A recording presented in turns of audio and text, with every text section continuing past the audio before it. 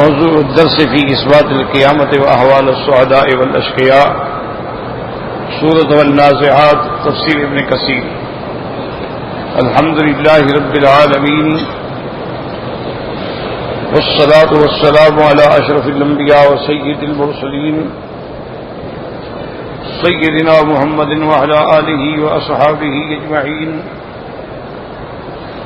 اللهم صل على سيدنا محمد وعلى آل سيدنا محمد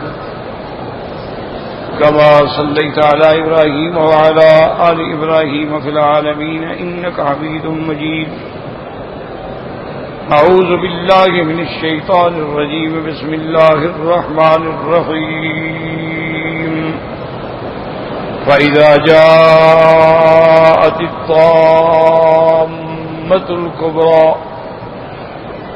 يوم يتذكر الإنسان ما سعى وبرزت الجحيم لمن يرى فأما من طغى وآثر الحياة الدنيا فإن الجحيم هي المأوى وأما من خاف مقام ربه ونهى النفس عن الهوى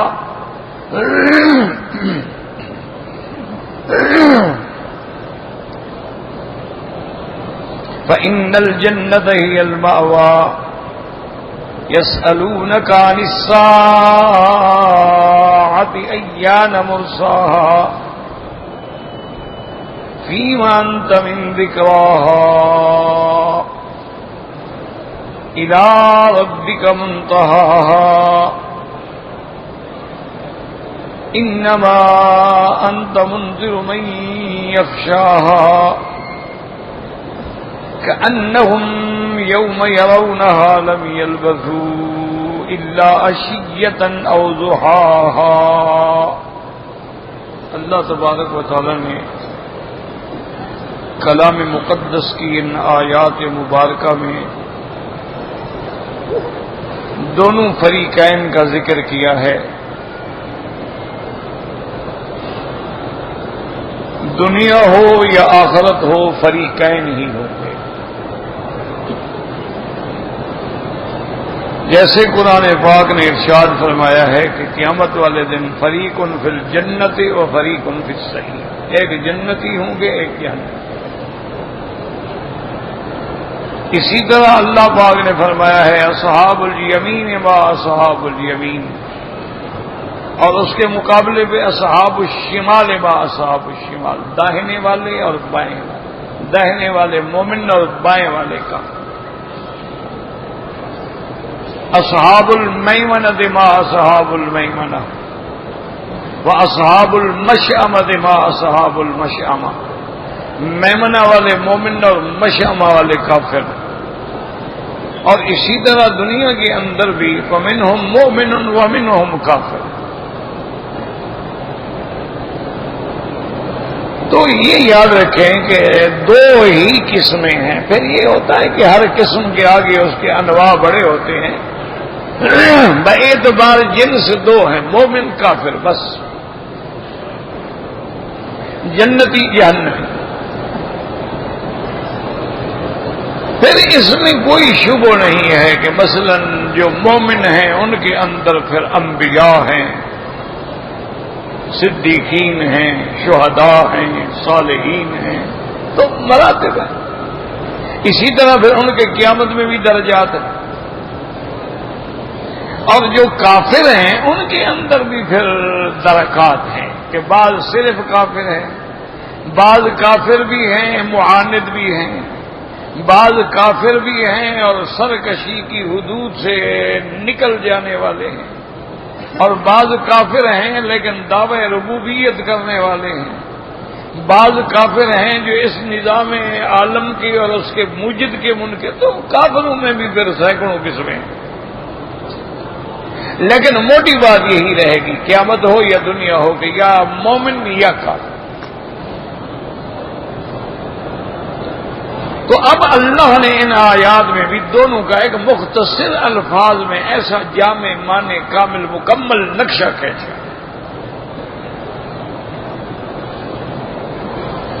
یاد رکھیں کہ اللہ نے ہر انسان میں کئی قسم کی قوات رکھی ہیں، لیکن بنیادی طور پر قوات بھی دو قسم کی ہیں، یا قوات نظریہ یا قوات عملیہ۔ ویسے تو پھر علماء نے اور بھی تقسیم کی ہے کہ قوات ملکیہ ہیں، قوات شہوانیہ ہیں، قوات حیوانیہ ہیں، لیکن اصل تقسیم وہی ہے، قوات نظریہ یا قوات عملیہ، یا فکر و نظر یا عمل۔ قوات نظریہ میں یہ ہے کہ آدمی کی عقیدہ ٹھیک ہو، عملیہ میں یہ ہے کہ اس کے اعمال ٹھیک ہو، اور قوات نظریہ کا بگاڑ یہ ہے کہ عقیدے میں خرابی ہو، قوات عملیہ کا بگاڑ یہ ہے کہ اعمال میں خرابی ہو۔ تو اللہ نے دو لفظ فرمایا، اما من طغى، یعنی جو سرکش ہو گیا، یعنی قوات نظریہ اس کی بگڑ گئی، اب وہ بجائے بندے کے خدا بن بیٹھا، اور اس کی سبب بھی بتلا دیا کہ یہ سرکشی کیوں ہوتی ہے، آثر الحیات الدنیا، کہ اس نے دنیاوی زندگی کو ترجیح دی کہ بس دنیا ہے اور کچھ بھی نہیں۔ اور جب آدمی دنیا کو دین پہ ترجیح دے دیتا ہے تو پھر ہلاکت ہی ہلاکت ہے۔ جیسے بزرگوں نے مثال دی ہے کہ دنیا کی مثال ایسے ہے جیسے کشتی کے لیے پانی ہوتا ہے، کہ اگر پانی کشتی کے نیچے ہے تو وہ کشتی کو تیراتا ہے، چلاتا ہے، اور اگر وہی پانی کشتی کے اندر آ جائے تو کشتی غرق ہو جاتی ہے۔ تو اگر تو دنیا دین کے تابع ہے تو سبحان اللہ، پھر اس کے مراتب ہیں۔ حضرت عثمان دیکھیں کہ ان کی دنیا کیسے دین کے کام آئی، سیدنا ابو بکر دیکھیں کہ اس کی دولت کیسے دین کے کام آئی، سیدہ خدیجہ پہ نظر ڈالیں اس کی دولت کیسے اسلام کی خدمت کے کام آئی۔ تو وہ دولت جو ہے وہ تو نعمت ہے، اگر دولت نہ ہو تو زکوٰۃ کون دے گا، اگر دولت ہی نہ ہو تو صدقات خیرات کون کرے گا، اگر دولت ہی نہ ہو تو پھر حج کس پہ فرض ہوگا، اگر دولت ہی نہ ہو تو بندہ یتیموں کی اور مسکینوں کی اور فلاحی اور بھلائی کے کام کر۔ دنیا بڑی چیز ہے، نعمت ہے، آتنا فی الدنیا حسنہ، لیکن وہ دنیا جو دین کے تابع ہو، جہاں دنیا پر سوار ہو گئی، ترجیح ہو گئی، آدمی ہلاک ہو گئی۔ اس لیے فرمایا اما من طغى وآثر الحیات الدنیا، اور پھر اس کا مستقر بھی بتلا دیا، فإن الجحیم هی المأوى، اس کا ٹھکانہ جہنم۔ اب اس کے مقابلے پہ دیکھیں کیسا نقشہ کھینچا ہے، اما من طغى سرکش، ادھر فرمایا اما من خاف مقام ربه، ادھر آثر الحیات الدنیا، ادھر نہى النفس عن الهوى، ادھر ان الجحیم ہی المأوى، ادھر ان الجنت ہی المأوى۔ کیسا تقابل! اللہ کے قرآن کا حسن دیکھیں، کمال دیکھیں، جمال دیکھیں، ترتیب دیکھیں، اس کی تنسیق دیکھیں کہ کیسا اللہ نے 3 لفظوں میں سارا خلاصہ بیان کر دیا۔ اب مومن کی صفت کیا فرمایا، اما من خاف مقام ربہ، اس سے کیا مراد ہے؟ یعنی جس کو اپنے رب کے سامنے پیشی والے دن کا ڈر ہے، خوف ہے۔ اما من خاف مقام ربہ، یہاں لفظ عام ہے خوف، کیونکہ خوف عام ہوتا ہے، خشیت تو خاص چیز ہے نا، انما یخشی اللہ من عبادہ العلماء ومن خشیت ربہم هم مشفقون۔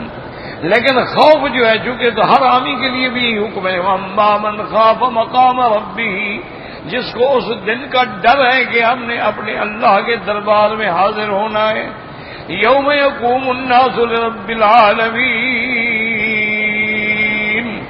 اور کہیں فرماتے ہیں یوم یقوم الروح والملائکۃ صفا لا یتکلمون الا من اذن له الرحمن وقال صوابا۔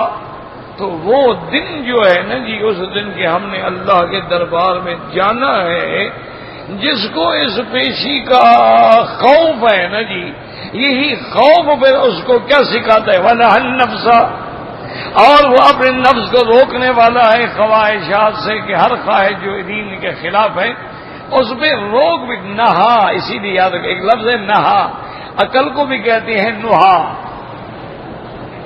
ان فی ذلک لآیات لأولی النہی، نہا کیا معنی؟ صاحب عقل.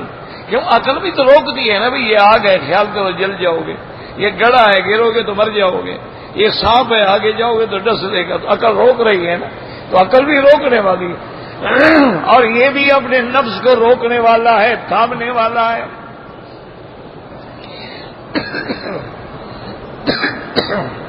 اب نفس کا لفظ جو ہے دیکھیں قرآن پاک میں کئی مقام فرمایا کل نفس ذائقۃ الموت، وہاں بھی نفس ہے. اللہ یتوفی الانفس حین موتہا، اللہ جب نفس کو پورا پورا لے لیتے ہیں وہاں بھی نفس ہے.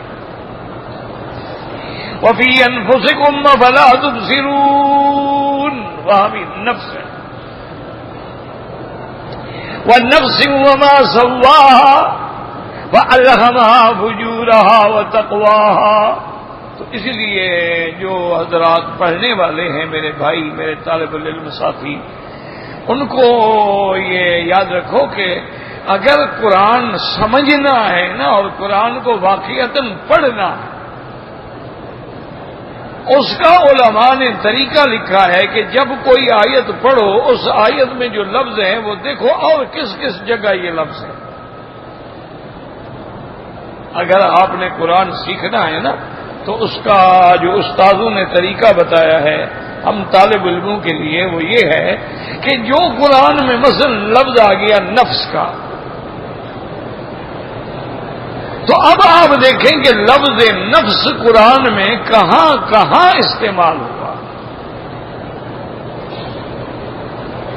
اور جس جس آیت میں آیا ہے پھر اس آیت کے ترجمے کو دیکھیں. تو جب آپ 4 5 6 8 آیات کا ترجمہ دیکھ لیں گے تو وہ لفظ بالکل آپ کے دماغ میں ہمیشہ کے لیے بیٹھ جائے گا. لفظ خافا آ گیا، دیکھو بھی کہاں کہاں لا خوف علیہم ولا هم يحزنون، خذها ولا تخف.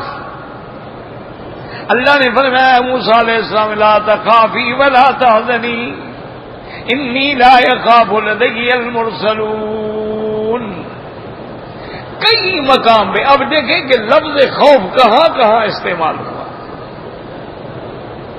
تو جب آپ ان ساری آیات میں نظر ڈالیں گے نا، یہ طریقہ ہوتا ہے جو استادوں نے بتلایا ہے نا. اگر قرآن سمجھنا ہے، قرآن پڑھنا ہے تو قرآن کی خود تفسیر کرتا ہے.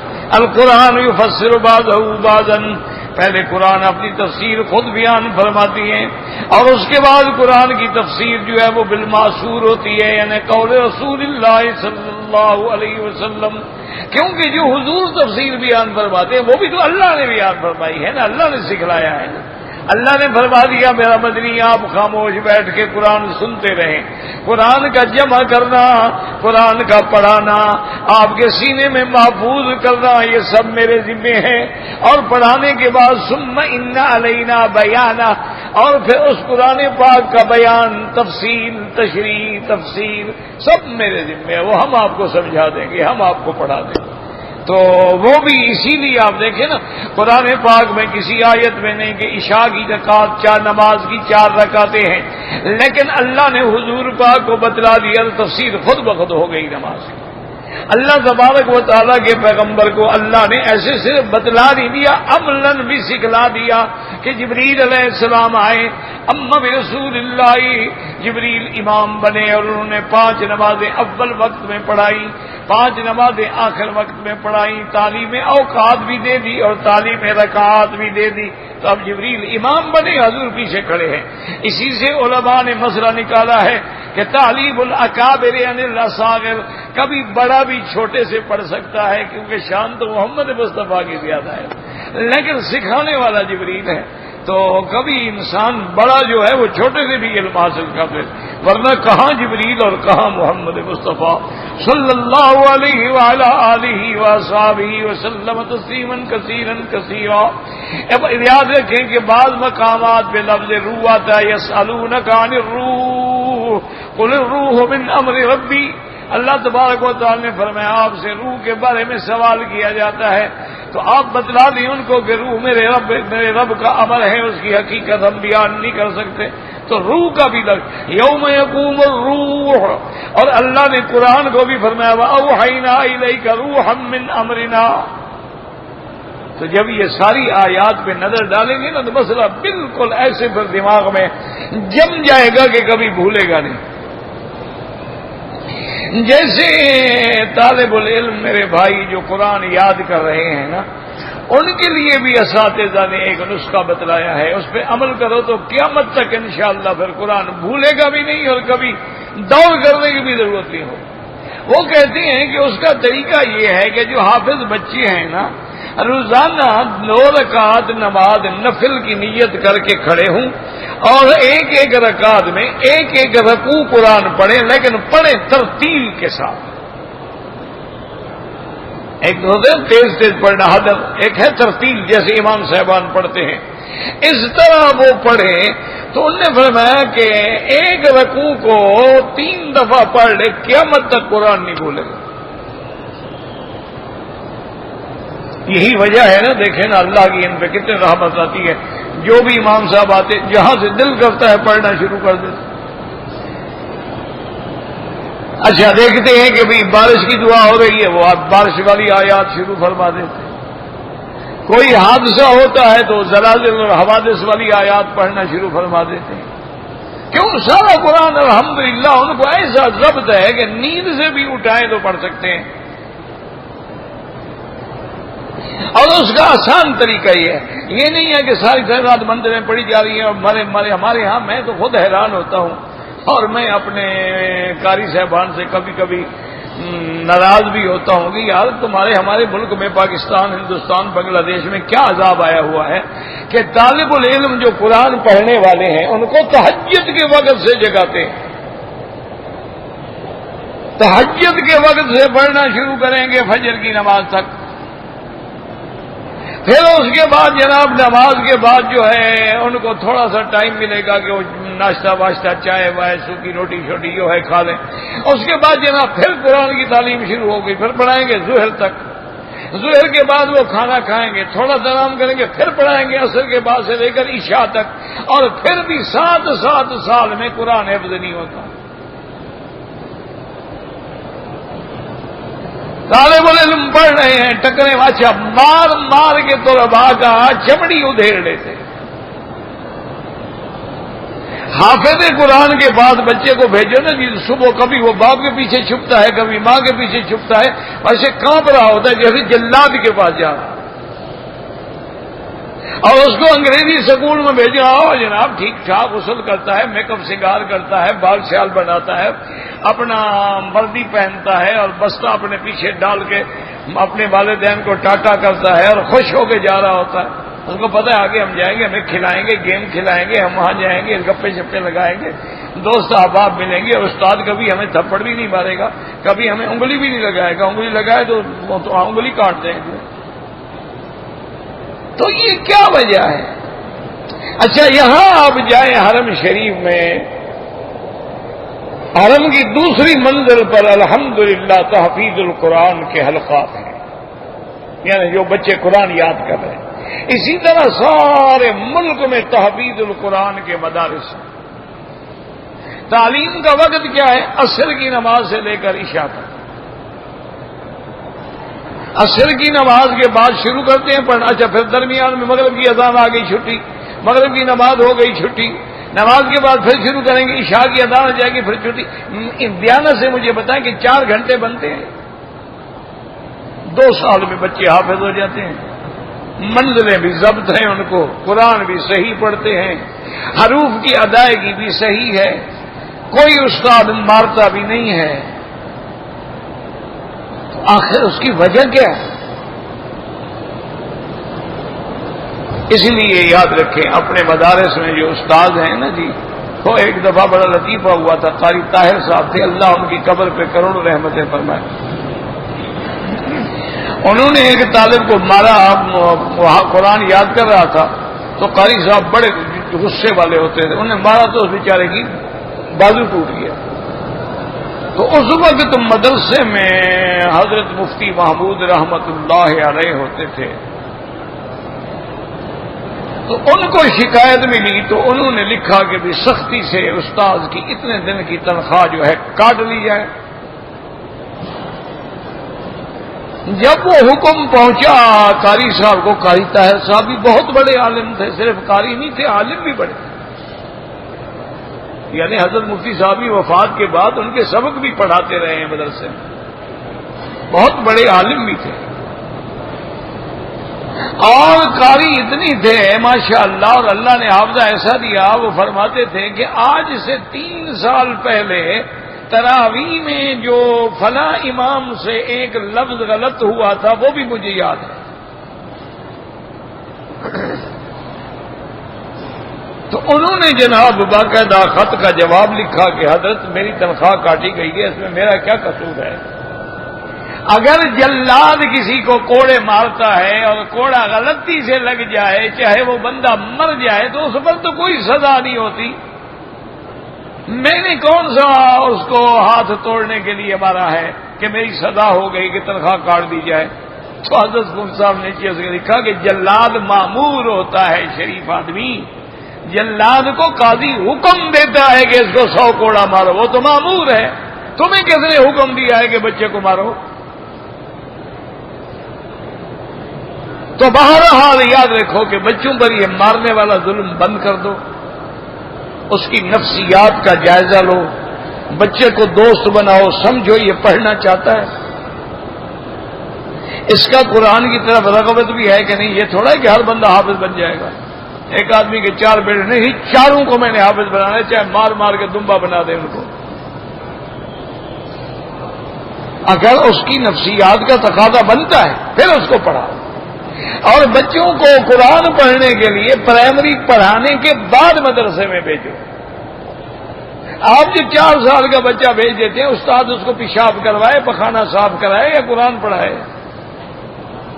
نہ اس کو بیٹھنے کی تمیز ہے، نہ ادب ہے، نہ استاد کا پتہ ہے، نہ اس کو ناک صاف کرنے کا پتہ ہے، نہ تھوک ڈالنے کا پتہ. پرائمری پاس کرا کے مدرسے میں بھیج دو، اب قرآن پڑھاؤ، 2 سال میں حافظ بنے. اور جتنی منزل وہ پڑھ جائے وہ کھڑے ہو کے سنائے اور ترتیل سے سنائے، کبھی قرآن نہیں بھولے. اور اسی طرح قرآن کا معنی پڑھنا ہے تو اس کا طریقہ کار یہی ہے کہ جو لفظ ہے ڈھونڈو پورے قرآن، اسی سے تو قرآن تمہارے دماغ میں بیٹھے گا نا. تلاش کرو. آج کل تو خیر آسانی ہے، جیسے ادباء البیان تفسیر القرآن بالقرآن تفسیر بھی موجود ہے، وہ ہر جگہ پر ساری آیتیں نقل کر دیتے ہیں، آسانی ہو جاتی ہے. تفسیر ابن جریر بھی موجود ہے، وہ سارے اقوال نقل فرما دیتے ہیں، آسانی ہو جاتی ہے. نظم الدرر فی ربط الآیات والصور تفسیر موجود ہے جس میں ربط بیان ہو جاتے ہیں. اور اسی طریقے سے تو آج کل تو الحمدللہ بڑے وسائل ہیں نا. تو بہرحال یاد رکھیں کہ اب لفظ آ جاتا ہے کہیں نفس کا کہیں روح کا. یاد رکھو بعض علماء فرماتے ہیں روح اور نفس ایک چیز ہے. تم موٹی موٹی بات یاد رکھو، کیونکہ باریکیاں بیان کرنے سے تمہیں انشاءاللہ پھر کچھ بھی سمجھ نہیں آئے گا. موٹی بات یاد رکھو کہ روح اور نفس ایک چیز، اور بعض فرماتے ہیں کہ نفس الگ چیز ہے، روح الگ چیز ہے. بس اب اس نے اپنے نفس کو روکا. ہوا کا معنی ہوتا ہے خواہشات. تو اب جو آدمی ہوا کے پیچھے لگ جائے نا جی، خواہشات نفسانی کے پیچھے لگ جائے، وہ ڈوب گیا. اور جس نے نفس کو کچل دیا، نفس کو مار دیا، نفس کی نفی کی، اور نفس چاہتا ہے کہ جی کھانے بھوکا رکھا، نفس چاہتا ہے کہ عیش کرو، دکھ میں ڈالا، محنت میں ڈالا، ذکر میں ڈالا، مشقت میں ڈالا. پھر یہ ہوتا ہے کہ جیسے اب دیکھیں نا کتنے سرکش گھوڑے ہوتے ہیں، لیکن جب ان کو سدھا دیا جاتا ہے تو ایک چھوٹے بچے کو بھی بٹھا دو، گھوڑا جا رہا ہے، گھوڑا چل رہا ہے، اور کوئی خطرہ نہیں ہوتا کہ گرا دے گا. کیوں؟ سیدھا ہو گیا نا، اس کو سدھا دیا نا. کتے کو آپ سکھا دیتے ہیں، کتا بھی ہے، کتا ہے کتنا نجس ہے، پلیت ہے، اور خطرناک جانور ہے، لیکن کلاب معلم جو ہے، سیکھا ہوا کتا جو ہے، شکار جائز ہے۔ سیکھا ہوا کا کیا مانا کہ جب وہ شکار کو پکڑے تو تمہارے لیے پکڑ کے بیٹھ جائے، خود نہ کھانا شروع کر دے۔ اگر وہ خود کھانا شروع کر دے تو سیکھا ہوا نہیں ہے، تو اس نے شکار اپنے لیے پکڑا ہے نا، تمہارے لیے تو نہیں پکڑا ہے نا اس نے۔ اب بعض دیکھو ایک پرندہ ہے، اس کو بھی سکھلا دیتے ہیں، وہ جناب جب چھوڑتے ہیں دیکھو جہاں چھوڑیں گے وہیں پہنچے گا اور پھر واپس آئے گا۔ تو اسی طرح نفس کو بھی مارنا پڑتا ہے کہ جب نفس کو بھی تم سدھا دو گے، نفس کو بھی تم مشقتوں کی چکی میں ڈال دو گے، اور نفس کیسے سیدھا ہوگا؟ ذکر اللہ سے۔ یاد کہ تم نے اپنے نفس کی اصلاح کرنی ہے، اس کا طریقہ کیا ہے؟ ایک تو یہ ہے کہ علیحدگی میں بیٹھ کے غور کیا کرو، وفی انفسکم افلا تبصرون، اور اسی طرح غور کیا کرو وہو معکم اینما کنتم، کہ میں جہاں بھی ہوں میرا مولا میرے ساتھ ہے، ہر چیز دیکھ رہے ہیں، ہر چیز اس کے علم کے اندر ہے۔ اگر میں گناہ کر رہا ہوں تب بھی تو میرا مولا دیکھ رہا ہے۔ اس لیے علماء نے فرمایا کہ بندے کے ذمہ ہے ایسا کام نہ کرے جس کو دیکھ کے بندے کو بھی شرم آئے، تو خدا کو کتنا غصہ آئے گا۔ اور اسی نفس کے کچلنے کے بعد جب نفس کو ایک دفعہ مار دیا جائے نا جی، پھر وہ بھی سیدھا جانور بن جاتا ہے، سدھایا ہوا جانور بن جاتا ہے۔ پھر جو ماشاءاللہ جو حکم کرو گی اس کی تعمیل کرے گا، اور جب تک وہ نفس مرتا نہیں، نفس امارہ ہے، تو پھر گاڑی نہیں چلتی۔ اور سب سے پہلے نفس امارہ ہوتا ہے، جب اس کی اصلاح ہو تو پھر کیا ہوتا ہے؟ نفس لوامہ۔ لا اقسم بیوم القیامت ولا اقسم بالنفس اللوامہ۔ لوامہ مانا برا ارادہ کرنے پر نفس ملامت کرتا ہے کہ یہ برا کام ہے، یہ غلط کام ہے، اور پھر اس کو روکتے روکتے مارتے مارتے ذکر کی مار دینے سے، اللہ کے ذکر کی ضرب لگانے سے، اللہ تبارک و تعالیٰ کا افضل الذکر لا الہ الا اللہ محمد الرسول اللہ۔ اب نفس کیا بن جاتا ہے؟ مطمئنہ۔ یا ایتھا النفس المطمئنہ ارجعی الی ربک راضیۃ مرضیہ فادخلی فی عبادی وادخلی جنتی۔ تو نفس مطمئنہ کو بنانے کے لیے اللہ نے آگے بتا دیا، اللہ حکم دیں گے میرے بندوں میں داخل ہو جا، اور پھر کہیں گے کہ جنت میں، تو معلوم ہوا کہ جنت تب ملے گی جب اللہ کے بندوں کے ساتھ تعلق رکھو گے، اللہ والوں کے ساتھ تعلق رکھ دو، سارا مسئلہ ٹھیک۔ غلط دوستوں کا تعلق چھوڑ دو، یہ ٹیلی ویژن اور یہ ڈش اور انٹرنیٹ اور جوال، ٹیلی فون ہے ٹھیک ہے، ضرورت ہے سن لو، بند کر دو، بس ختم ہو گئی بات۔ ان پہ جب تم قابو پالو گے تو سارا مسئلہ حل ہو جائے گا۔ اب اللہ پاک نے فرمایا جب تم نے اپنے نفس کو، اپنی خواہشات کو کچل دیا، دل کرتا ہے کہ سونے کا زیور، سونے کی انگوٹھی بڑی اچھی لگے گی، لیکن کہتے ہیں حضور نے فرمایا سونا مرد کے لیے حرام ہے، میں نہیں پہنتا، تو خواہش کو کچل دیا۔ دل کرتا ہے میں ریشم کا کپڑا پہنوں، کہتے نہیں، حضور نے فرمایا ھذان حرامان علی ذکور امتی۔ آپ نے دو چیزیں لی، سونا اور ریشم، فرمایا دونوں میری امت کے لیے حرام ہے۔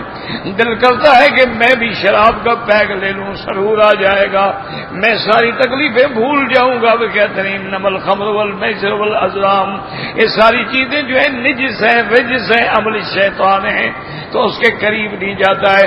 دل کرتا ہے کہ میرے پاس عہدہ ہے، ایک دستخط کرنے سے مجھے 10 لاکھ مل سکتے ہیں، لیکن کہتے ہیں رشوت لینا حرام ہے۔ حضور نے فرمایا لعن اللہ الراشی والمرتشی، رشوت دینے والے پر بھی لعنت ہے اور لینے والے پر بھی لعنت ہے۔ رک جاتا ہے، اپنے نفس کو مار رہا ہے نا، نفس تو کرتا ہے اور یار فلاں تھانے دار دیکھو، اس کی محل دیکھو، اور یار تم بھی تھانے دار ہو، تمہاری تو روٹی پوری نہیں ہوتی۔ تو تانے بھی ملتے ہیں، بیوی بھی تانے دیتی ہے، گھر والے بھی تانے دیتے ہیں، ہمسائے بھی تانے دیتے ہیں، لیکن وہ کہتے ہیں نہیں میں حرام کے قریب نہیں جاؤں گا، میں روکھی سوکھی پہ گزارا کروں گا، لیکن میں حرام اپنے نفس کو نہیں کھلاؤں گا۔ وَنَهَى النَّفْسَ عَنِ الْهَوَىٰ۔ اور جب یہ مقام مل جائے گا پھر نتیجہ کیا ہوگا؟ فَإِنَّ الْجَنَّةَ هِيَ الْمَأْوَىٰ۔ اللہ نے فرمایا کہ پھر جنت جو ہے اس کا ٹھکانہ ہے مأوا، ٹھکانہ ہے، مرجع ہے، مستقر ہے، جائے قرار ہے۔ اللہ تبارک و تعالیٰ نے اس کے لیے جنت بنائی ہے، اور وہ جنت ایسی ہے کہ ما لا عین رأت ولا اذن سمعت ولا خطر علی قلب بشر۔ حضور نے فرمایا جنت کی نعمتیں ایسی ہیں جن کو نہ آنکھوں نے دیکھا ہے، نہ کانوں نے سنا ہے، اور نہ تمہارے خیال میں آ سکتی ہیں، ایسی جنت ہے۔ اور پھر علماء نے فرمایا کہ جنت کا مادہ جو ہے جنہ بھی ہے، جنہ بھی ہے، جنہ بھی ہے، جن سے بھی ہے، جنون سے بھی ہے، جنین سے بھی ہے۔ تو اب دیکھیں نا لفظ جنت تو آ گیا نا، اب ڈھونڈو نا کہ لفظ جنت کا فلما جن علیہ اللیل رأى کوکبا، جب رات کا اندھیرا چھا گیا اور ستارے نظر آنے لگ گئے، وہاں لفظ جنہ ہے۔ اور کہیں لفظ اللہ تبارک و تعالی نے فرمایا کہ کافر میرے مدعی کو کہتے تھے ماما صاحب کہ وہ نعوذ باللہ مجنون ہے، اسی کذالک ما اتى الذین من قبلهم من رسول الا قالوا ساحر او مجنون۔ تو مجنون کا لفظ بھی موجود ہے، اور اسی طریقے سے اللہ تبارک انتم اجنۃ فی بطون امہاتکم، لفظ جنین بھی قرآن کے اندر موجود ہے۔ اور اللہ پاک نے فرمایا میرا مدنی یہ منافق جو قسمیں کہتے ہیں کہ جنتن، یہ ڈھال بنا کے مسلمانوں سے بچنے کے لیے ایمان کو ظاہر کرتے ہیں، اندر ان کے کوئی ایمان نہیں ہوتا ہے۔ تو جنون بھی ہے، جنین بھی ہے، اور اچھا جن بھی ہے۔ جن قال عفریت من الجن انا آتیک بہ قبل ان تقوم من مقامک وانی علیہ لقوی امین۔ علماء نے فرمایا یہ ساری صفتیں جنت میں ہیں کہ جیسے اندھیرے میں کچھ نظر نہیں آتا، ابھی تمہیں بھی جنت نظر نہیں آتی، ابھی تم جنت کو نہیں دیکھ سکے ہو، نہ جنت کی حقیقت کو جانتے ہو۔ اور جیسے جنین ماں کے رحم میں بڑے آرام سے ہوتا ہے، ماں کو تکلیف ہو کچھ، بچہ جو ہے ماشاءاللہ اپنا اندر مگن ہے، وہ اندر گلگاریاں مار رہا ہے اپنا کھیل۔ تو اسی طرح جب جنت میں جاؤ گے تمہیں بھی راحت ملے گی۔ اور جیسے جن سری ہوتا ہے، اسی لیے جنت کے اندر تمہیں بھی ہر نعمت جو ہے وہ جلدی سے ملے گی۔ اور جنت جنون سے بھی ہے کہ جن کو اذکر اللہ، حضور نے فرمایا لسانک رطب بذکر اللہ، اور آپ نے فرمایا اذکر اللہ حتی یقال انہ مجنون، اللہ کا ذکر کرو، اتنا کرو کہ لوگ سمجھیں یہ دیوانہ ہو گیا، پاگل ہو گیا۔ دیکھو یار ہر وقت اللہ ہو اللہ ہو کیا ہے، اس کا دماغ خراب ہو گیا، پاگل ہے۔ اس لیے اللہ نے فرمایا فإن الجنة هي المأوى، اور یاد رکھو جملہ اسمیہ جو ہے دوام و استمرار پہ دلالت کرتا ہے، اور یہ ہمیشہ ہمیشہ جنت پہ رہے گا، اور جنت ہی اس کا ٹھکانہ ہے۔ اصل ماما کا معنی ہوتا ہے لوٹ آنے والی جگہ، یاد رکھو ماوا کا معنی ہے لوٹ، جیسے تو الیہ المرجع والمآب، لوٹ آنے والی۔ کیا معنی؟ ہم جنت سے نکلے تھے نا، آدم علیہ السلام کہاں تھے؟ تو آدم کو کہاں سے نکالا گیا؟ تو جب ہم واپس آئیں گے تو وہ لوٹ آئے نا اپنی جگہ۔ اسی لیے اللہ پاک کہیں فرماتے ہیں الذین یرثون الفردوس، فرمایا اولئک هم الوارثون الذین یرثون الفردوس هم فیہا خالدون۔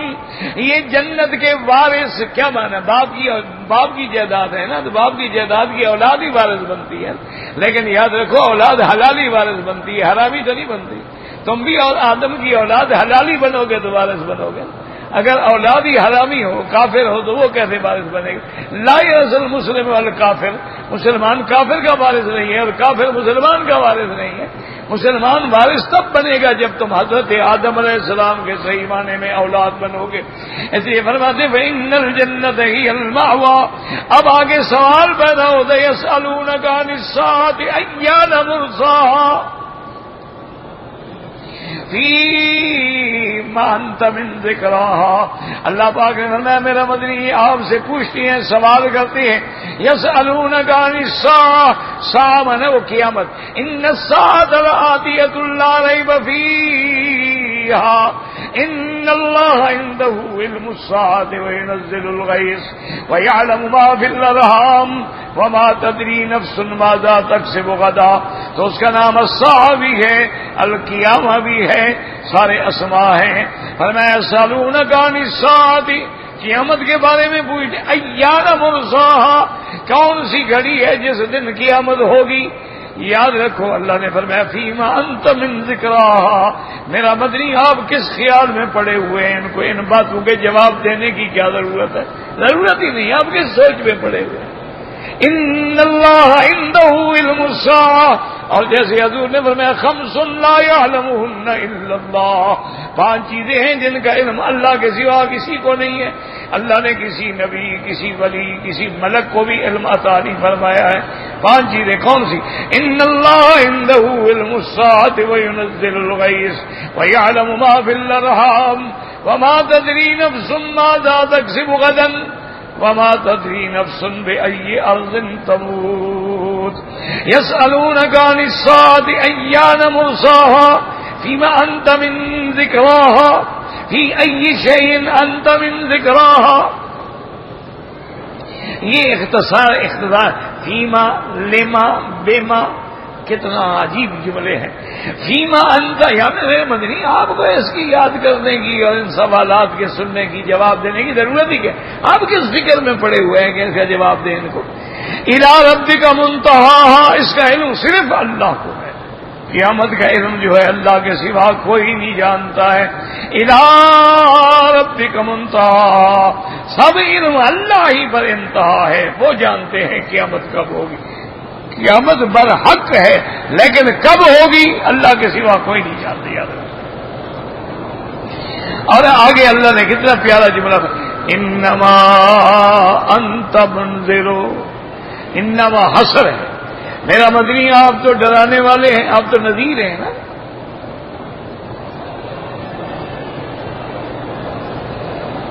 منذر کا لفظ بھی آیا، منذرین، منذرین، اور اسی طرح نذیرن کا لفظ بھی آیا، یا ایھا النبی انا ارسلناک شاہدا ومبشرا ونذیرا، فرمایا رسلا مبشرین ومنذرین۔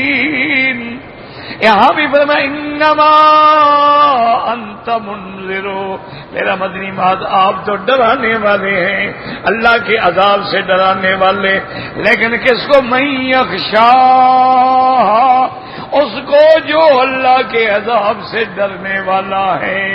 یعنی آپ کی بات کون مانے گی؟ جو رب سے ڈرنے والے۔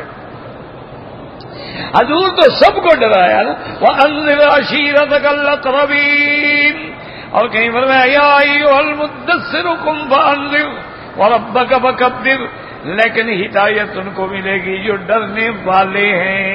جو خدا سے ہی نہ ڈرتا ہو اس کو مولوی کی تقریر بلا کیا کرے گی؟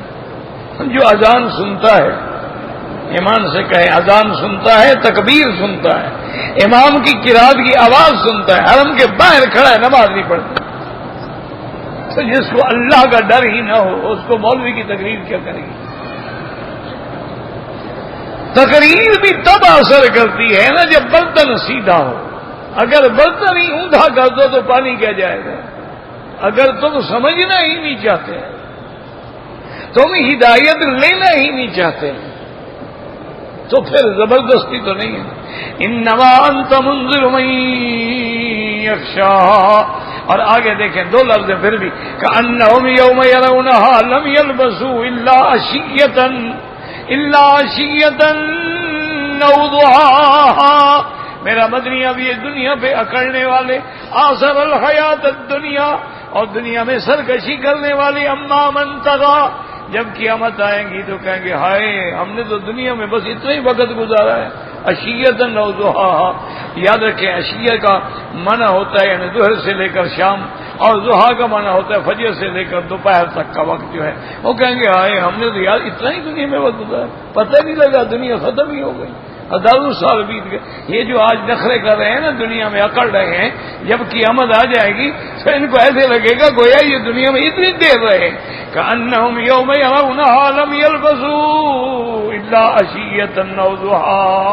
اور بعض علماء نے فرمایا کہ کہیں گے یہ قبر میں جتنی دیر رہے ہیں، مرنے کے بعد سے لے کر اٹھنے تک، اس وقت کے بارے میں یہ کہیں گے کہ لم یلبسوا الا عشیۃ او ضحاہا، لیکن پہلا قول جو ہے اسی کو علماء نے ترجیح دی ہے، واللہ اعلم۔ میں نے کل عمرے کے مسائل کے بارے میں عرض کیا تھا، اللہ کرے کہ تمہارے دماغوں میں کوئی بات بیٹھ جائے اور صحیح عمرہ کر لو تو بڑی بات ہے۔ اور ایک میری درخواست ہے آپ سب مسلمان بھائیوں سے کہ جب عمرے پہ آؤ یا حج پہ آؤ تو کوئی چھوٹی موٹی حج کی کتاب لے لو۔ ہر زبان میں کتابیں موجود ہیں، اس کو 1 دفعہ 2 دفعہ 3 دفعہ 4 دفعہ 5 دفعہ 10 دفعہ پڑھو، اور پھر بھی اگر کوئی مسئلہ سمجھ نہ آئے وہاں پنسل سے لکیر لگا دو، کسی عالم کے پاس جا کے سمجھ لو، کبھی غلطی نہیں کرو، تیار ہو کے آؤ۔ پڑھے ہوئے نہیں ہو، پڑھے ہوئے کو کہو بھی تم مجھے کتاب پڑھ کے سناؤ اور سمجھاؤ۔ اور اسی طرح میرے جو بزرگ ہیں، علماء ہیں، مدرسین ہیں، اساتذہ ہیں، خطبا ہیں، وعاظ ہیں، ان کی بھی یہ ذمہ داری ہے کہ جب حج کے داخلے شروع ہو جاتے ہیں یا عمرے کے داخلے شروع ہو جاتے ہیں، وہ اپنے مدرسے میں 1 گھنٹے کا ٹائم رکھ لیں، بھی مغرب سے عشاء تک جو لوگ حج پہ جا رہے آئے ہم ان کو حج کے مسئلے سمجھائیں۔ ایک مدرس کے ذمہ لگا دیں، ضروری نہیں کہ سارے استاد اسی کام میں لگ جائیں۔ مغرب سے عشاء تک اس کے 2 فائدے ہوں گے، ایک تو حاجی مغرب کی نماز بھی پڑھے گا، پھر عشاء کی بھی پڑھے گا، اور درمیان میں اس کو سارے مسئلے سمجھائیں کہ بھئی عمرہ کیا ہے، احرام کیا ہے، میقات کیا ہے، حرم کیا ہے، حل کیا ہے، طواف کیا ہے، اجتباء کیا ہے، رمل کیا ہے، حتیم کیا ہے، مقام ابراہیم کیا ہے، ملتزم کیا ہے، حجر اسود کیا ہے، صفا مروہ کیا ہے، حلق کیا ہے، قصر کیا ہے، اسی طرح مینا کیا ہے، عرفات کیا ہے، مزدلفہ کیا ہے، اور اسی طرح یوم النحر کس لیے کہتے ہیں، ایام تشریق کون سے ہیں، یہ سارا اس کو روزانہ 1 2 مسئلے سمجھاتے رہے، 1 ہفتے میں وہ حافظ بن جائے گا۔ اور پھر سب کو لکھوا بھی دیں۔ یہ جو حج کی کتابیں ہیں نا بڑی بڑی، ان سے آپ نہیں فائدہ اٹھا سکتے۔ حج پر بڑی بڑی کتابیں ماشاءاللہ موجود ہیں، عربی میں بھی ہیں، اردو میں بھی ہیں، انگلش میں بھی ہیں، وہ بڑی کتابوں سے عام آدمی نہیں فائدہ اٹھا سکتا۔ دیکھو نا، ایک آدمی نے قاعدہ نورانی نہیں پڑھا اور آپ اس کو ابن کثیر سمجھائیں، کیا سمجھائیں گے؟ اپنا مذہب خراب کرنا ہے، بھینس کے آگے دھین بجانی ہے۔ یہ تو ہے کہ چلو ثواب تو ہوگا، اور کیا۔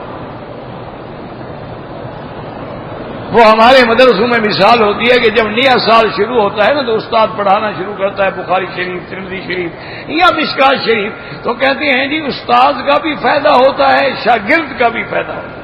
استاد تیار ہو کے آتا ہے، شاگرد بھی تیار ہو کے۔ جب درمیان سال آ جاتا ہے وہ کہتے ہیں پھر استاد کو تو فائدہ ہوتا ہے، شاگرد کو نہیں ہوتا۔ استاد تو آخر وہی عبارت پڑھ رہا ہے نا بار بار، اس کا تو فائدہ ہو رہا ہے، لیکن شاگرد کی وہ توجہ ہی نہیں ہوتی۔ اور جب آخری سال ہو جاتا ہے تو پھر نہ استاد کو فائدہ ہوتا ہے نہ شاگرد کو فائدہ۔ وہ کہتے ہیں کتاب ختم کرنی ہے، یار میں نے کتاب ختم کرانی ہے، 100 صفحہ روز پڑھایا جا رہا ہے، 200 اور یہ کتاب ختم کرانی ہے نا۔ مسئلے تو ہم نے ابتدا میں بتا دیے تھے سارے، اب تو برکت کے لیے بس حدیث پڑھتے جائیں پڑھتے جائیں پڑھتے جائیں، نہ شاگرد کو پتہ ہے نہ استاد کو۔ جیسے ہمارے طالب ہیں ماشاءاللہ، نہ استاد کو پتہ ہے نہ شاگرد کو پتہ ہے۔ ثواب ہے بس انشاءاللہ کہ ہم طالب العلم بن کے مر جائیں گے تو یہ بڑا اعزاز۔ جو آدمی پڑھتے پڑھتے پڑھاتے پڑھاتے مر جائے اتنا بڑا اعزاز ہے، نہ انبیاء کے ساتھ اس کا درجہ۔ تو اس لیے خدا کے لیے مہربانی کریں کہ ان کو تیار کریں۔ بڑا آسان مسئلہ ہے، احرام باندھ لیا آپ نے، 2 رکعت پڑھ لی، احرام باندھا، مکے میں آئے، طواف کیا، صفا مروہ دوڑ لیا، یہ سارے مسئلے میں نے سمجھا دیے۔ اب اس کے بعد تم نے کیا کرنا ہے؟ سر منڈانا۔ عمرہ ہو یا حج ہو، یاد رکھیں حج میں تو آپ نے سر منڈانا ہے مینا میں، اور عمرے میں سر منڈانا ہے آپ نے مکے میں، اور افضل یہ ہے کہ مروہ پر۔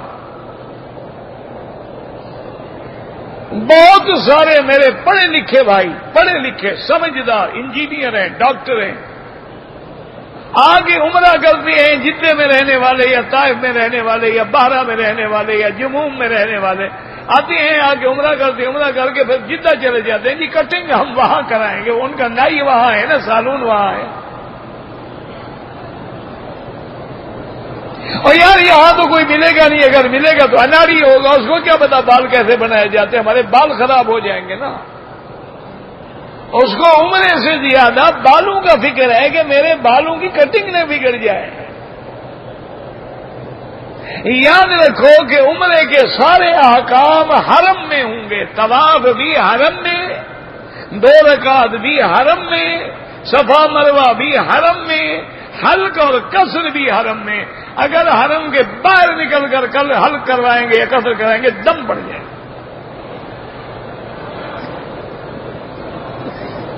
اب حلق اور قصر کا معنی، حلق کا معنی یہ ہے کہ پورے سر پہ اس طرح پھروائیں،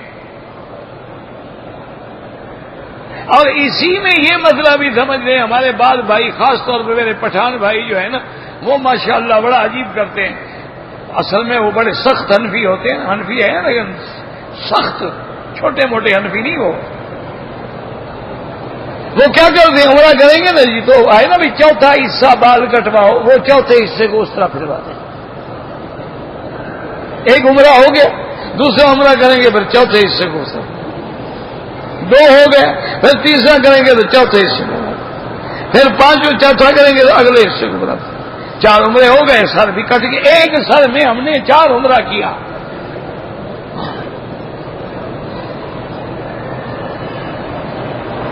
پٹھان اپنا اس کا اپنا مزاج ہے نا جی میرا بھائی، اس کو کہتے ہیں مسلح، ٹکڑے ٹکڑے کرنا، اس سے بھی اللہ کے نبی نے منع فرمایا کہ اپنے سر کو مسلح نہ بناؤ کہ ٹکڑے ٹکڑے بنا کے پھر رہے ہو۔ محلقین رؤوسکم کا معنی یہ ہے کہ پورے سر پہ اس طرح پھرواؤ، اور یہ بھی یاد رکھو کہ میرے پاک نبی نے، رحمت عربی نے، محبوب 2 جہاں نے جب بھی عمرہ کیا، حج کیا، اس طرح پھروایا۔ صرف ایک دفعہ بال کٹانے کا ذکر آتا ہے عمرے کے بعد۔ تو افضل کیا ہے کہ سر منڈاؤ، اور سر منڈانے کے وقت بھی بعض میرے بھائی غلطی کرتے ہیں، وہ سالون والے جو ہیں وہ خوشبودار شیمپو یا صابن لگا دیتے ہیں، وہ تو دم پڑ جائے گی تم پر۔ اس کو آپ بتلا دیں گے بھائی میں نے احرام باندھا ہوا ہے، تم نہیں دیکھ رہے ہو، میں خوشبو کیسے لگا سکتا ہوں؟ لگانا ہے خالی پانی لگاؤ، اور اگر بال سخت ہیں تو سادہ صابن لگاؤ جس میں خوشبو نہ ہو، اور پھر اس طرح پھروانے کے بعد اب آپ احرام سے نکل گئے، جب آپ نے سر پہ اس طرح پھروا لیا، احرام کا معنی یہ نہیں ہوتا کہ چادریں اتار دو، احرام سے آدمی تب نکلتا ہے جب سر منڈائے گا۔ اچھا ایک آدمی سر نہ منڈائے، کپڑے پہن لے، مہینہ گزر جائے، احرام سے نہیں نکلا ہے، وہ جتنی غلطی کرے گا دم پڑتی جائے گی۔ یہ تو چادریں لباس احرام ہے، احرام کا لباس ہے، یہ احرام تو نہیں ہے اللہ کے بندے۔ جیسے نماز پڑھتی ہو تو تحریم تکبیرها التحریم، اللہ اکبر، اب ہر چیز حرام ہو گئی، وتحلیلها کہ السلام علیکم ورحمۃ اللہ، السلام علیکم ورحمۃ اللہ۔ جب ہم نے لبیک اللہم لبیک پڑھ لیا، پابندی عائد ہو گئی، حلال چیزیں بھی ہم پہ حرام ہو گئی، جب سر منڈا لیا ہر چیز سب۔ اور اسی طرح 2 لفظ ہیں قرآن پاک میں، فرمایا محلقین رؤوسکم ومقصرین، میرا مدنی آپ مکے میں آئیں گے، عمرہ فرمائیں گے، سر منڈوائیں گے یا بال کٹوائیں گے تو اس طرح پھروانوں کا ذکر اللہ نے پہلے کیا ہے اور بال کٹانے والوں کا ذکر بعد میں کیا۔ مسئلہ سمجھ آیا کہ افضل کیا ہے کہ سر پہ اس طرح پھرواؤ، اور میرے مدنی محبوب نے بھی 3 دفعہ کو دعا کی ہے۔ آپ نے فرمایا اللہم اغفر للمحلقین، یا اللہ ان کی بخشش فرما دے جنہوں نے آپ کے حکم کے مطابق سر منڈوایا ہے۔ صحابہ نے عرض کیا حضور بعض لوگوں نے بال بھی کٹائے ہیں، ان کے لیے بھی دعا کریں۔ آپ نے فرمایا اللہم اغفر للمحلقین، اللہ حسن پھرانے والوں کی بخشش کرے۔ صحابہ نے عرض کیا حضور بہت سارے صحابہ نے بال بھی کٹائے ہیں۔ عرض میں اللہم اغفر للمحلقین، اللہ حسن پھرانے والوں کی مغفرت فرما۔ انہوں نے کہا حضور بال بھی، آپ نے فرمایا وللمقصرین، تو 3 دفعہ حضور نے دعا مانگی ہے ان کے لیے جنہوں نے سر پہ اس طرح پھروایا، اور 1 دفعہ دعا مانگی ہے جنہوں نے بال کٹوائے۔ سمجھ آ گئی بات؟ اب بال کٹانے کے لیے بھی یہ ہے کہ سارے سر کے بال کٹواؤ، اور فقہائے کرام نے یہ لکھا ہے کہ اگر 1/4 حصہ بال کٹ جائیں یعنی چوتھا حصہ، چوتھے حصے کا کیا معنی ہے؟ مثلا اتنے بال لمبے ہیں تیرے، اب اس کا چوتھا حصہ اتنا بنتا ہے تو یہ چوتھا حصہ سارے سر کا کٹ جائے۔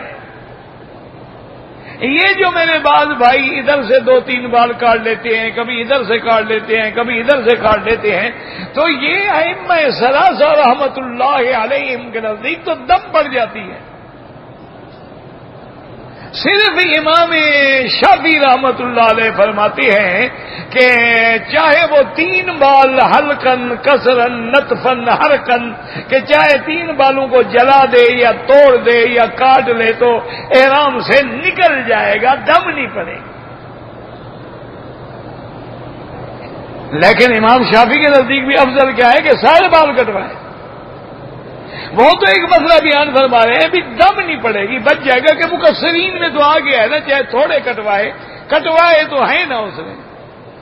لیکن تمام ائمہ فرماتے ہیں، امام شافعی رحمت اللہ ان کی قبر پہ رحمتیں فرمائے، کہ حضرت قرآن اترا ہے میرے مدنی محمد مصطفیٰ پہ، تو حضور سے پوچھ لیں حضور نے کتنے بال کٹائے ہیں، ٹک لگائے ہیں کہ سارے سر کے بال کٹوائے ہیں؟ اچھا وہ وَامْسَحُوا بِرُؤُوسِکُم پر بھی استدلال کرتے ہیں امام شافعی، لیکن وہاں تو با ہے جو تبعیض کا فائدہ دیتی ہے، یہاں تو با نہیں ہے محلقین رؤوسکم ومقصرین۔ تو اب بات سمجھیں کہ افضل کیا ہے، سر پہ اس طرح پھروائے، اگر نہیں پھروایا تو 1/4 حصہ بال کاٹے، اپنے بال خود کاٹ لے تب بھی جائز۔ 2-3 بھائیوں نے عمرہ کیا، دونوں نے طواف کر لیا، صفا مروہ دوڑ لیا، اب اگر ایک دوسرے کے سر پہ اس طرح پھیر دیں جائز۔ ہاں اگر ایک آدمی نے ابھی صفا نہیں کیا پھر جائز نہیں ہے، جب دونوں کام سے فارغ ہو جائیں، طواف کر لیں، صفا مروہ بھی دوڑ لیں، اب ایک دوسرے کے سر پہ اس طرح پھیر دیں جائز۔ اچھا جہاں تک میری بیٹیاں ہیں، میری بہنیں ہیں، عورتوں کو بال کٹانے کا شریعت میں حکم نہیں ہے، اس طرح پھروانے کا حکم نہیں ہے۔ عورت بال کتنے کاٹے گی؟ صرف 1 پور کے برابر، یہ انگلی ہے نا، پور ہے، اس پور کے برابر۔ اچھا وہ بھی یہ نہیں ہے کہ ادھر سے بال پکڑ لے یا ادھر سے بال پکڑ لے، نہیں، بالوں کو اکٹھا کرے، اور جہاں بالوں کی انتہا ہو جائے وہاں وہ اتنا بال جو ہے کاٹے تاکہ سارے بالوں کے سرے کٹ جائیں۔ دیکھو نا جی بال سارے کٹھے ہو گئے، کیوں سمجھ رہے کہ بال کٹھے ہو گئے، اب اس نے پور کے برابر جو سارے بالوں کے سرے کٹ جائیں گے کہ نہیں کٹ جائیں گے؟ اگر 20,000 بال ہے تو 20,000 سرا تو کٹ گیا۔ تو عورت کے لیے 1 پور کے برابر بال کٹانے ہیں، لیکن وہ اس طرح کے سارے بالوں کو جمع کر کے پیچھے لے جائے اور بال کٹائے. اور افسوس یہ ہے کہ میری بیٹیاں میری بہنیں آج کل فیشن کے طور پہ بیوٹی پارلر میں جا کر بیوٹی سالون میں جا کر اپنے بال کٹا کے لڑکوں کی شکل بنا لیتی ہیں، لیکن احرام میں بال کٹانے کا بڑا خطرہ ہے. اور جی 4 عمرے کرے پھر تو اتنے بال کٹ گئے، تو جس نے سارے کٹائے ہوئے ہیں، جو ماشاءاللہ شی کے بجائے ہی بنی ہوئی ہے، اور دور سے دیکھو تو لڑکی کے بجائے منڈا نظر آتا ہے، وہاں تو شرم نہیں آتی. صرف مسئلہ شریعت کا آگے تکلیف پہنچاتا ہے. اچھا اب یہ مسئلہ جب ہم نے حل کرا لیا عمرے سے فارغ ہو کر، اب عورت کا مسئلہ بھی سمجھ لیں کہ عورت مثلاً اپنے ملک سے آ رہی ہے، ایئرپورٹ پہ آنے سے پہلے اس کو حیض آ گیا تو کوئی فکر کی بات نہیں، غسل کرے نماز نہ پڑھے، جو کپڑے پہنے ہوئے ہیں وہی احرام ہے، اسی میں لبیک اللہم لبیک لبیک لا شریک لک لبیک پڑھتی ہوئی ذکر کرے آ جائے اور مکے میں آگے اپنے ہوٹل پہ رہے. جب پاک ہو جائے سادہ پانی سے غسل کر کے کپڑے بدل کے عمرہ پورا کر لے، اس کا عمرہ بالکل ٹھیک ہے، اس میں کوئی نقص نہیں ہے، کوئی ثواب میں کمی نہیں ہے. اچھا اسی طرح اب اگر ایک عورت آئی، احرام بھی باندھ لیا، مکے میں بھی آ گئی، طواف کر لیا، صفا مروہ دوڑنے جا رہی تھی تو حیض آ گیا تو صفا دوڑ سکتی، اس میں کوئی حرج نہیں، سمجھ آئے. لیکن صفا مروہ تب دوڑے گی جب طواف ہو، طواف کے بغیر صفا مروہ نہیں ہوتا. بعض لوگ غلطی کرتے ہیں کہ جی ابھی حیض ہے پہلے ہم صفا دوڑ لیں، غلط بات ہے. پہلے طواف ہوگا تب صفا دوڑیں گے، جب تک طواف نہ ہو اس وقت تک صفا آپ نہیں دوڑ سکتے. اللہ آپ کو بھی مجھے بھی صحیح دین سمجھنے کی توفیق دے، اور میرا اللہ تمام آنے والوں کے عمرہ منظور فرما، یا اللہ زیارات منظور فرما، یا اللہ صدقات و خیرات و عبادات منظور فرما، یا اللہ تمام آنے والوں کے عقیدے صحیح فرما دے، یا اللہ ان کو موحد بنا دے، یا اللہ ان کو بدعات کے چنگلوں سے چھڑا دے، یا اللہ ظاہری باطنی روحانی جسمانی بیماریاں دور فرما دے، یا الہ العالمین عالم اسلام کی عزت و غلبے کا فیصلہ فرما، یا اللہ کفار کی ذلت کا فیصلہ فرما، یا اللہ جن لوگوں نے میرے مدنی پاک کی توہین کی ہے، کارٹون بناتے ہیں، فلمیں بناتے ہیں، انبیاء کی شان میں گستاخی کرتے ہیں، ان پہ اپنا قہر نازل فرما. یا اللہ بیماروں کو شفا عطا فرما، بے حیاؤں کو حیا عطا فرما، بے دینوں کو دین عطا فرما، بے اولادوں کو اولاد عطا فرما، قرض داروں کے قرض عطا فرما. یا الہ العالمین مسلمان جس ملک میں ہے، جس جگہ میں ہے، اس کی جان مال آبرو عزت کی حفاظت فرما. یا الہ العالمین مسلمان عراق میں ہیں، کشمیر میں ہیں، پاکستان میں ہیں، ہندوستان میں ہیں، یا اللہ حیدرآباد میں ہیں، گجرات میں ہیں، یا اللہ عرب میں ہیں، عجم میں ہیں، سیریا میں ہیں، برما میں ہیں، سب کی جان مال آبرو عزت کی حفاظت فرما. یا اللہ اس بلد الامین کو قیامت تک فتنے سے محفوظ فرما. یا اللہ پاکستان میں رحم فرما، یا اللہ رحم فرما، یا اللہ رحم فرما، یا اللہ امن قائم فرما، امن قائم فرما. یا اللہ عذاب رفع فرما، عذاب رفع فرما. لا تهلكنا بذنوبنا، لا تعذبنا بذنوبنا. ربنا تقبل منا انك انت السميع العليم وتب علينا انك انت التواب الرحيم. صلى الله تعالى على خير خلقه سيدنا محمد وعلى آله وصحبه اجمعين. اللهم صل على سيدنا محمد وعلى آل سيدنا محمد كما صليت على إبراهيم وعلى آل إبراهيم.